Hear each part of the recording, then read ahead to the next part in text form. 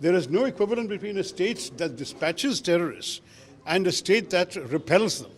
There is no equivalence between a state from which attacks are conducted and a state that is exercising its right of self-defense. We never needed persuading to stop.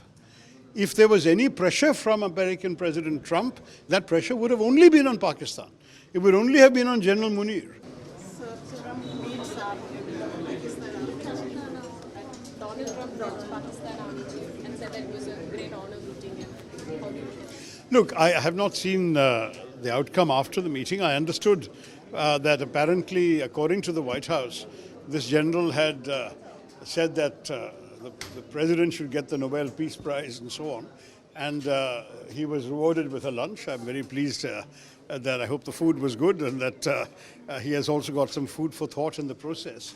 I would hope that in these interactions with the Americans, that they would also remind Pakistan of the great importance of not supporting terrorism, of not providing a safe haven to terrorists, of not enabling, guiding, training, arming, financing, equipping, and dispatching terrorists to our country from their soil. This is something which some of the American senators and congressmen who met the Pakistani delegation that was there at the same time that my delegation was there did do. They did tell Pakistan all of this. And it is our hope that everyone in the US government will do this. They could not have forgotten the episode of Osama bin Laden so quickly. Osama bin Laden killed over 2,000 people in the 9/11 attacks. And he did so on American soil. He destroyed 2 iconic American buildings. Large numbers of American citizens and those of many other nationalities lost their lives. So in those circumstances, Pakistan's culpability in hiding this man until he was finally found in an army, in a safe house near an army camp in a cantonment city, that is something that could not be that easily forgotten and forgiven by the Americans. So I hope that while the general was being wined and dined or lunched and munched, I don't know, at the same time that he would have got these firm messages, because that would also be in America's interest. Sir, your delegation met the Vice President, but yeah. the General now meeting the President himself. So there is allegation from the Congress that our diplomatic relations or our foreign relations are not that good. That's why it has come to such a situation. How do you see this? No, I mean, there's absolutely no doubt that our Prime Minister had already met the President first. For us, for a parliamentary delegation to be received by the Vice President is itself a significant honor, because in some countries, parliamentary delegations only are met by other parliamentarian members, or members in this case of the US Congress and Senate. We met them also, but we certainly had the privilege of seeing both the Vice President and the Deputy Secretary of State. And in both cases, we gave exactly the message that you have heard the Prime Minister now giving to the President. So not only was this message already received from our delegation, but it was received and accepted without any demur, disagreement or argument by the Vice President and by the Deputy Secretary of State. They fully understood exactly where we were coming from. You know, the question about mediation is something that I have answered to all of you in the past. Mediation implies equivalence, and there is no equivalence between terrorists and their victims.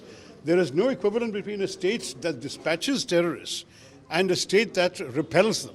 There is no equivalence between a state from which attacks are conducted and a state that is exercising its right of self-defense.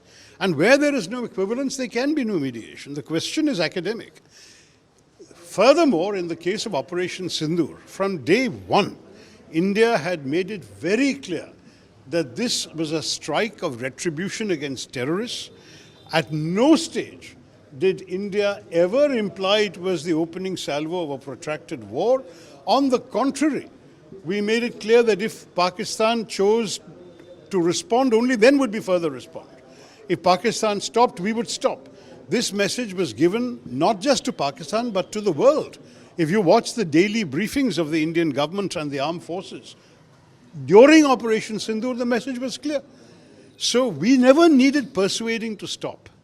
If there was any pressure from American President Trump, that pressure would have only been on Pakistan. It would only have been on General Munir. So maybe that's why he needs to thank. It's not on us. And I think that is something that we must all understand.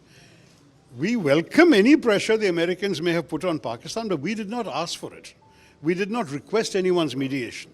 What we have done is we have said our intention is this: terrorists have attacked our country. We are tired of just only dealing with them on our soil. We are now going to deal with them where they are based, and we are going to hit their bases. If Pakistan wants to rise in defense of terrorists and hit us, we will hit them back. If Pakistan stops, we will stop. Every single day, this was our message. Pakistan offered to stop, we stopped.